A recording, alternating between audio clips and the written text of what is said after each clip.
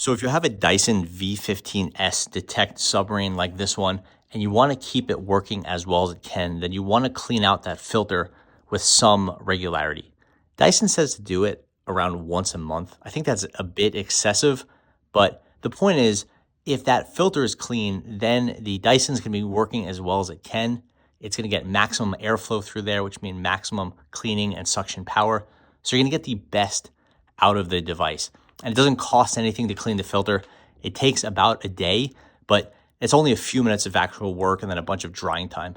You can replace the filter, but you really don't need to do that very often. Maybe every couple of years, you may want to replace the filter. Because cleaning it is very simple and very easy once you know how. And just keep in mind, this Dyson has this purple filter back here. It doesn't have one of those ones you pull out like the old models did. And it doesn't have one of the new style HEPA filters you might find on some of the animal models. This is just the standard rear mounted filter. Okay, so to clean the filter, the first thing you want to do is take anything off of the front of the vacuum. You have it like this. This piece back here is the filter. To take it off, you want to twist it and pull it off.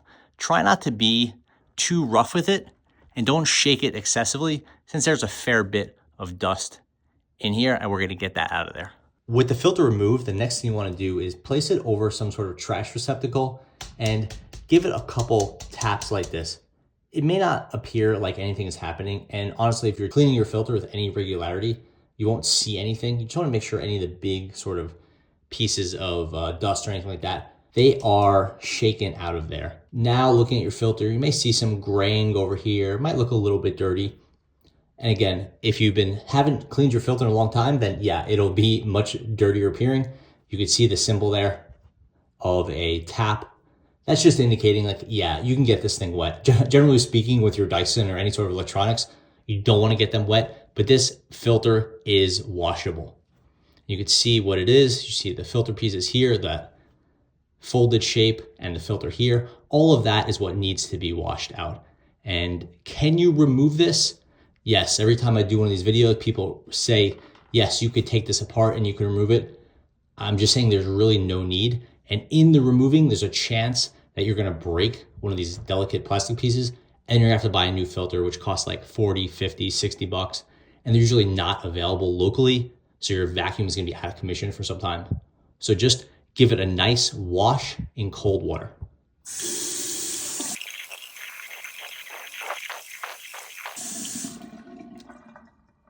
Once that water is washing through here and running clear, then you know you've gotten rid of all of the dust and whatever that you're going to get rid of. So that's a really good sign that you can stop. Again, you're using cold water, just run it till it runs clear, and then the initial part of the cleaning is done. Now, place your hand over the bottom and start to fill this up.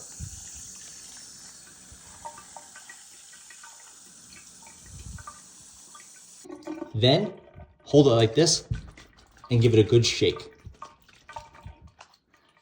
This will clean the inside out a little bit more vigorously.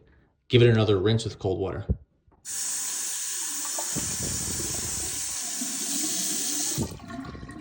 Okay, the last step with the sink is we're going to try to dry this off a little bit. That's mainly going to be shaking out any excess water.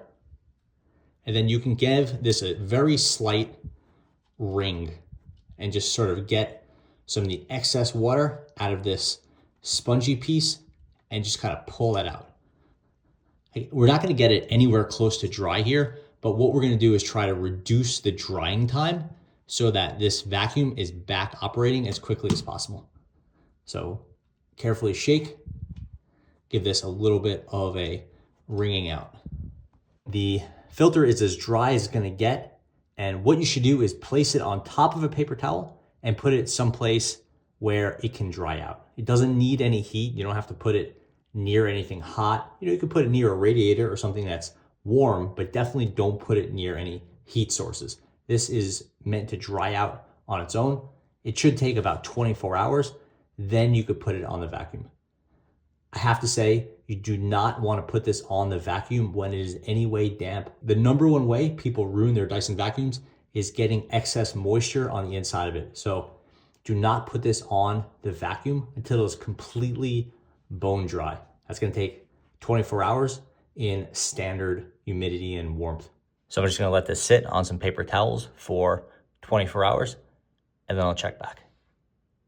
Okay, so it's the next day. This thing is bone dry. You could feel inside and feel that it is completely dry. And now we'll just put it back in place, push it in, give it a twist, and the vacuum is good to go. That's how you clean the filter on your Dyson V15S. Thanks for watching.